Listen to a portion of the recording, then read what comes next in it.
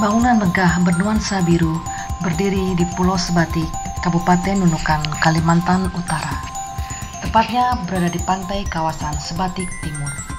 Warna biru bangunan menyatu dengan birunya laut dan langit di kawasan itu. Komplek bangunan ini adalah sentra kelautan perikanan terpadu SKPT yang baru-baru ini selesai dibangun.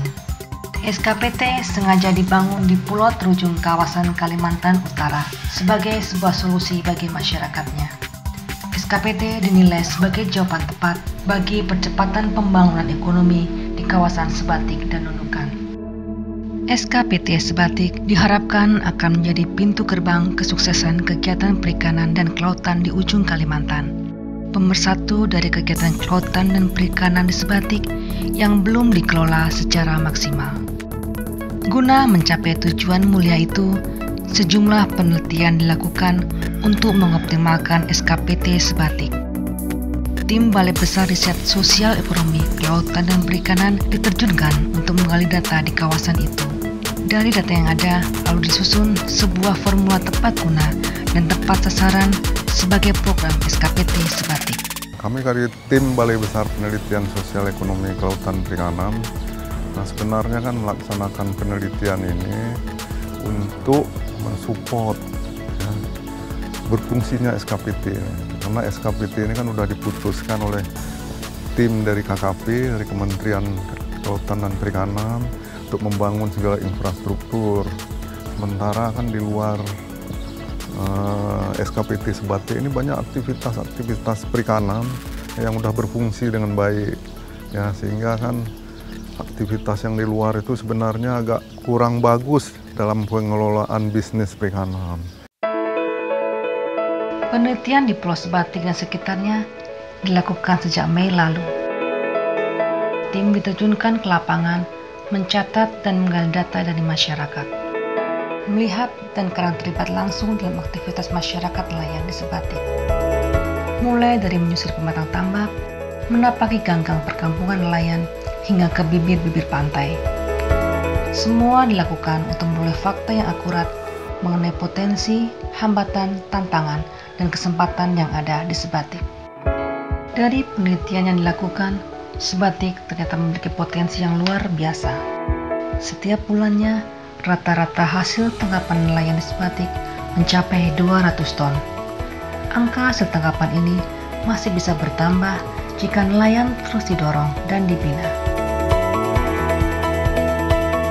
Angka ini diperkirakan masih jauh di angka kenyataan sebenarnya, sebab ada perdagangan ikan ke Tawau Malaysia yang tidak tercatat. Dari kondisi sumber daya alam, kondisi perikanan dan kelautan potensi cukup besar. Terutama selama ini yang sangat-sangat punya nilai ekonomis tinggi itu adalah ikan-ikan karang, ikan-ikan demersal, kerapu, snapper dan sebagainya.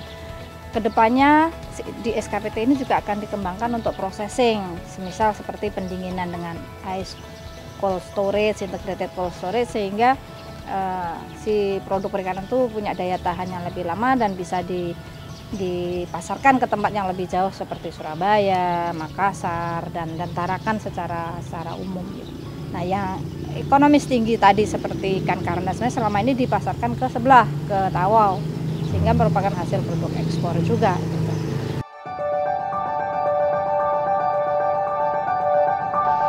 Berdasarkan data penelitian, ada puluhan pedagang ikan di Sebatik. Masing-masing pedagang memiliki 10 hingga 100 nelayan binaan. Baru sekitar 30-an pedagang ikan yang melaporkan hasil tangkapannya. Sementara masih ada belasan pedagang lainnya yang belum melaporkan hasil tangkapannya. Kurangnya pengawasan dan pemanjaan yang dilakukan benar ikan di Tawau membuat masih banyaknya aktivitas perikanan yang tidak tercatat. Tak perlu heran mengapa hal ini bisa terjadi, sebab Sebatik memang berbatasan langsung dengan Malaysia. Bahkan Pulau Sebatik adalah sebuah pulau yang relatif kecil, namun dibagi dua negara, Malaysia dan Indonesia. Kedekatan geografis dan kultur membuat hubungan masyarakat Sebatik dan Malaysia terjalin dengan baik. Bahkan mata uang ringgit dan rupiah digunakan secara bersama di Sebatik. Namun, di balik harmonisasi yang terjadi itu, ada saja praktik yang dilakukan, seperti dalam urusan perikanan tersebut.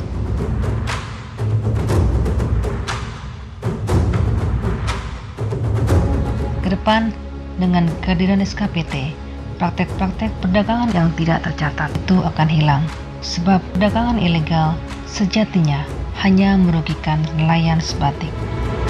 Jadi kan kita kan memang sekarang sedang merancang ya, bagaimana supaya pengusaha-pengusaha, istilah di sini kan tekong-tekong yang ada di sini mau berintegrasi, berpartisipasi dalam SKPT ini. Nah, jika kita berhasil mengajak mereka berpartisipasi ke sini, dengan sendirinya kan nelayan-nelayan lain akan ikut ke sini. Ketersediaan infrastruktur, bahan bakar minyak, air tawar, es batu, bengkel, permodalan, daya tampung hasil yang besar adalah perangkat-perangkat yang harus terjamin agar bisa menarik para tekong. Untuk memanfaatkan SKPT dengan maksimal, harga beli yang bersaing dan berbagai insentif lainnya dari SKPT tentu akan membuat mereka berbondong-bondong memanfaatkan SKPT. Dari yang awalnya berserakan dan berdiri sendiri, akan menjadi satu pintu di bawah pengawasan SKPT.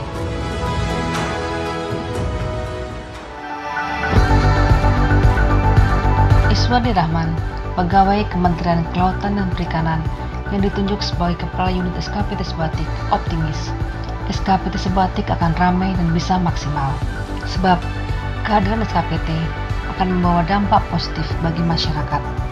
Hingga November tahun 2018, sudah ada 10 koperasi nelayan yang bergabung dengan SKPT. Jika sudah dibuka secara resmi, jumlahnya akan terus meningkat.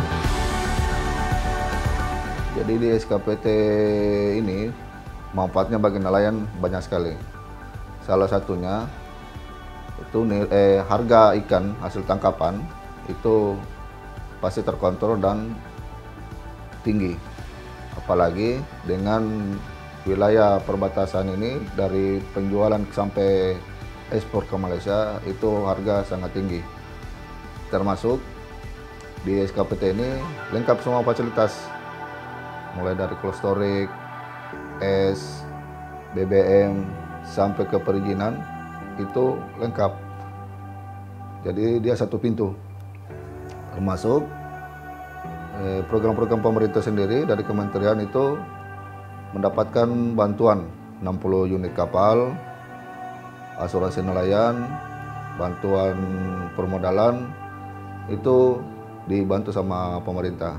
Jadi diharapkan masa kenelayan sini itu memanfaatkan semua fasilitas yang ada di SKPT.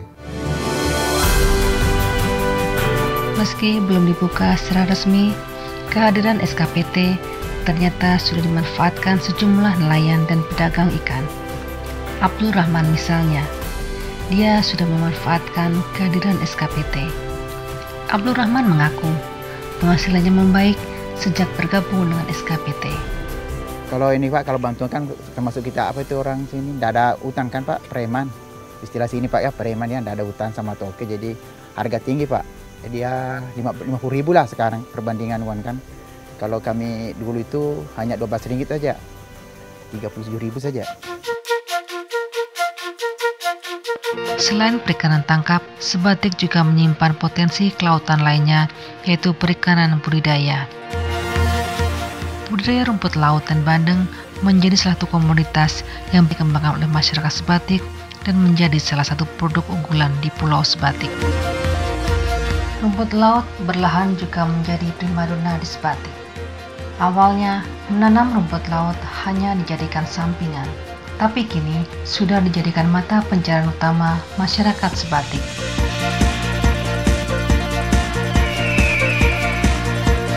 Kedaulatan negeri ini terletak pada kesejahteraan masyarakatnya, terutama kesejahteraan masyarakat yang tinggal di perbatasan-perbatasan negara. Mereka adalah etalase dari bumi pertiwi. Perbatasan maju, Indonesia makmur.